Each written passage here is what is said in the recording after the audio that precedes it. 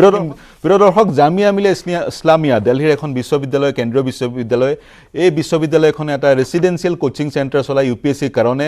যি শ্ৰুতি শৰ্মা, যি প্ৰথম স্থান দখল কৰিছে, শ্ৰুতি শৰ্মাই এই জামিয়া মিলিয়া ইছলামিয়াৰ যিটো ৰেচিডেন্সিয়েল কোচিং চেণ্টাৰ, ইয়াতে অধ্যয়ন কৰিছিল, ইয়াতে প্ৰশিক্ষণ লৈছিল। প্ৰিয় দৰ্শক, 2010 চনৰ পৰা 2012 চনলৈ এই প্ৰশিক্ষণ কেন্দ্ৰৰ পৰা 260 জন সফল হৈছে UPSCৰ পৰীক্ষাত।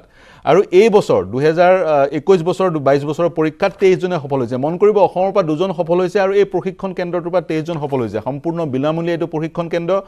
আৰু এই প্ৰশিক্ষণ কেন্দ্ৰটোৱে প্ৰশিক্ষণ দিয়ে মাইনৰিটি ষ্টুডেণ্টক, ST, SC আৰু উইমেন, মহিলা ষ্টুডেণ্টসকলক, ছাত্ৰীসকলক প্ৰশিক্ষণ দিয়ে। আৰু অতি ভাল ফলাফল এই কোচিং ইনষ্টিটিউটত দেখুৱাবলৈ সক্ষম হৈছে।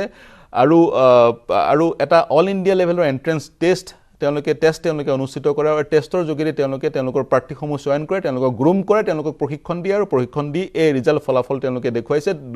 যোৱা 12 বছৰত 260 জন, এই বছৰত 23 জন। আৰু এইবাৰ প্ৰথম স্থান পোৱা শ্ৰুতি শৰ্মাই এই কোচিং চেণ্টাৰতে প্ৰশিক্ষণ লৈছিল। আৰু কি আছে, কেনেকৈ সম্ভৱ হৈছে, এই বিষয়ে আমি কিছু ইনফৰমেশ্যন ল'বলৈ চেষ্টা কৰিছিলোঁ। আমাৰ সতীৰ্থ খুৰৰাম গৈছিলে এই প্ৰতিষ্ঠানটোৰ ডাইৰেক্টৰৰ ওচৰলৈ, ডেপুটি ডাইৰেক্টৰৰ ওচৰলৈ। আহক চাওঁচোন তেওঁ লোৱা এটা ইণ্টাৰভিউ। जब भी UPSC नतीजों की बात आती है तो एक नाम सबसे ज़्यादा चर्चा में आता है, सबसे ज़्यादा उसी की होती है, वो नाम है RCA यानी जामिया की रेजिडेंशियल कोचिंग एकेडमी। 2010 से ये एकेडमी शुरू हुई थी, तब से इस एकेडमी ने पीछे मुड़कर नहीं देखा। लगातार इसकी सक्सेस स्टोरी का ग्राफ बढ़ता रहा। कैसे ये ग्राफ आगे बढ़ा और कैसे इसने ऊंचाइयां छुई, हमारे साथ मौजूद हैं यहाँ के डिप्टी डायरेक्टर साहब मोहम्मद तारिक साहब।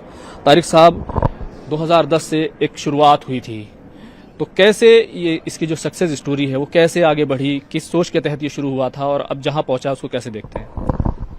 देखिए, इसमें सबसे पहला जो रोल था वो उस वक्त के वाइस चांसलर साहब जनाब नजीब जंग साहब का ये ख्याल था कि एक इस तरह का अदारा होना चाहिए जामिया मिलिया इस्लामिया में, जहां minorities, SC, ST, women and under privileged students को एक सुनहरा मौका मिले, क्योंकि वो खुद एक सिविल सर्वेंट थे। और इत्तेफाक से हमारी उनकी मुलाकात हुई और फिर ये एक सेंटर पहले से था जामिया में जो कोचिंग एंड करियर प्लानिंग के नाम से था, लेकिन रेसिडेंशियल कोचिंग एकेडमी एक प्रोजेक्ट है जो UGC ने 2009 में 4 यूनिवर्सिटीज़ को दिया था, जामिया को नहीं दिया था। फिर जामिया ने नजीब साहब की क़यादत में इसको हासिल किया 2010 में। और मकसद यही था कि सिविल सर्विस में ख़ास के जो IAS, IPS, IRS and forest service वगैरह एग्ज़ाम है, उसमें कैसे minorities, schedule caste, schedule tribes के वो बच्चे जो इकनॉमिकली एंड सोशली पिछड़े हुए हैं, क्योंकि उनके अंदर भी एक क्रीमी लेयर है, उसको कैसे एक आला किस्म की तालीम और एक अच्छा माहौल प्रोवाइड किया जाए। सर, ये सोच के साथ ये सेंटर शुरू हुआ था, कितना कुछ हासिल कर सका? अभी हमने देखा इस साल 23 स्टूडेंट्स, जो 23 उम्मीदवार वो कामयाब हुए हैं, लेकिन अगर अब तक को देखें तो किस तरह की हुसूलियाबियाँ रही हैं? देखिए, अगर इंडिया के नेशनल एवरेज के हिसाब से देखें और अदारों के मुकाबले देखें तो जामिया मिलिया इस्लामिया का रिजल्ट मैं कह सकता हूँ कि तसल्ली बख्श है। अब तक 266 स्टूडेंट सिविल सर्विस में प्लेस हो चुके हैं, जिसमें मोर देन 50 IAS में हैं, 70 से ज़्यादा IPS में हैं, 20 से ज़्यादा फॉरेस्ट सर्विस में हैं, इसके अलावा रेवेन्यू सर्विस, रेलवे सर्विस और दीगर सर्विसेज में। State service and other central service को मिला लें तो 403 वो अलग हैं। और उसमें एक अच्छी बात यह कि बहुत सारे रैंकर्स हैं, जैसे इस साल रैंकर 1, रैंकर 3 भी यहाँ से थे, ranker 11, ranker 17, 25, 32, 36, ranker 51, ranker 76, ranker 96। तो टॉप 100 एंड टॉप 50 में बहुत आ रहे हैं। और उसकी वजह यह है कि एक अच्छा माहौल बन गया है, जो कि एक कॉम्पिटिटिव, यहीं पे हेल्दी माहौल हो जाता है। स्टूडेंट्स ही एक दूसरे की हेल्प करते हैं, टीचर्स करते हैं, जो प्रोफेशनल टीचर्स हैं।